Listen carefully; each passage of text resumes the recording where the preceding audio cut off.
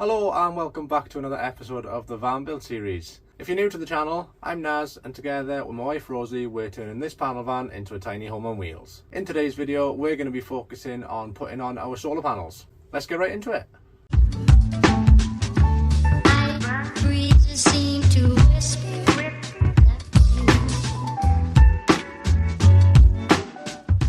Okay, so first of all you're going to have to excuse any additional noise in this video. It's absolutely terrible weather today, so I'm in the van basically filming this intro before we roll on to the footage I got when I actually put the solar panels in. So we knew right from the very start that we were going to have a small-ish van. So we knew that we'd have quite limited roof space in order to actually get some solar panels installed. So you would have seen already that we put a max fan on the roof, and we've also got another opening skylight right at the very top above where our kitchen's going to be. So my first job was to get up onto the roof, measure the space between the two roof lights and work out what size panels we could actually have. Now I looked into getting one big panel, but what I ended up going for was two 100 watt solar panels from Renogy. We just went with them because the solar panels seemed to be really well built. To our surprise, when we went onto Renogy's website, there was a nice 200 watt kit which had everything we would have needed to actually get the panels installed. It took a lot of the guesswork and a lot of the thought out of trying to source those components separately. So enough of me blabbering on, let's get right into how we actually fitted them.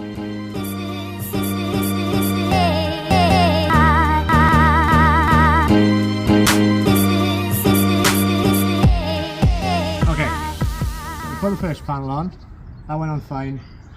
Just run you through the process of how we're actually getting this done. So we brought the solar panels up on the roof and basically wanted to make sure that these brackets were on the high points of the van so it wouldn't interfere with our ceiling. So once that was done, brought the panels up on the roof and I've just marked out where we're going to do our pilot holes. Once the pilot holes are done, it's just a case of taking the panel off, running a bead of sealant underneath of the brackets. Oh yeah, show them that. So initially we put the first panel on, screwed it down in most places, but didn't realise that we hadn't got the cables out, so we had to then take up the panel and do it again. But we're not going to do that this time.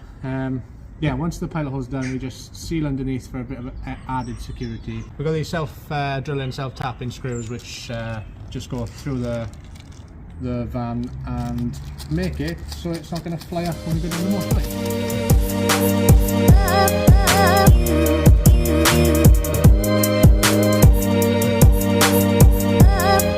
You blow that hole.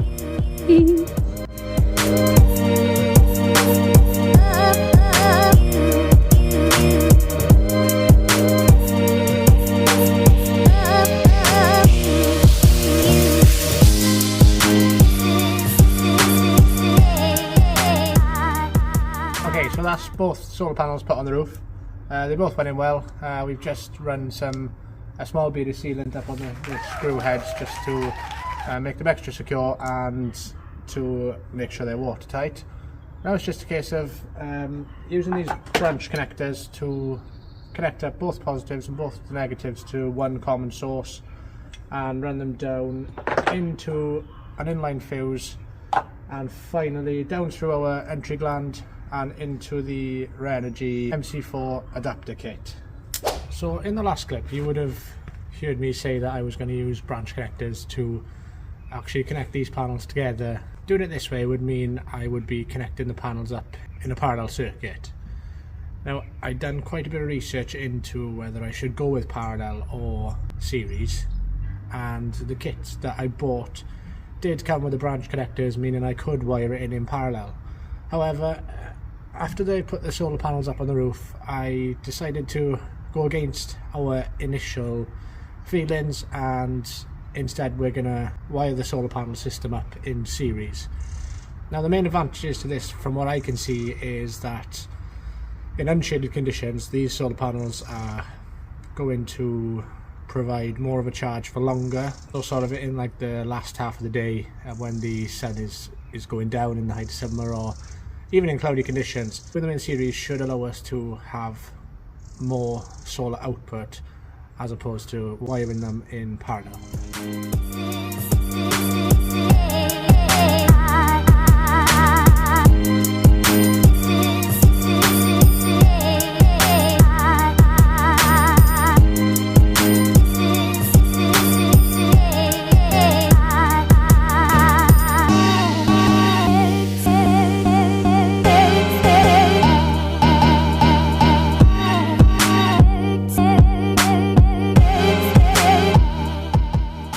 So that's the solar panels up on the roof now. I changed the connection from parallel to series after doing a bit of research. I've kept the branch connectors just in case we connect everything up and find that a series connection really isn't for us and doesn't suit the kind of weather we have here in sunny Wales. What I did after changing the connections was just run the cables through a solar entry gland, which I just purchased off Amazon. I had to build up the sides with quite a lot of sealant, but it's all sealed fine now and we're just letting that dry. I ran the positive and negatives through down into the van and secured them up on the roof. So now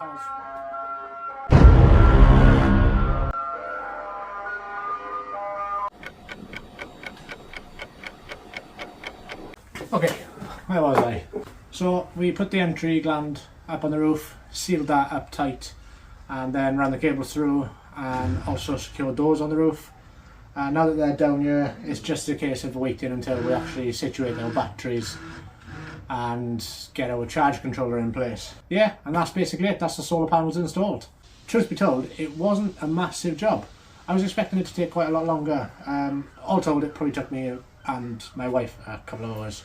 So we hope you enjoyed this video. If you're new around here, then please feel free to subscribe for future van build and van life content.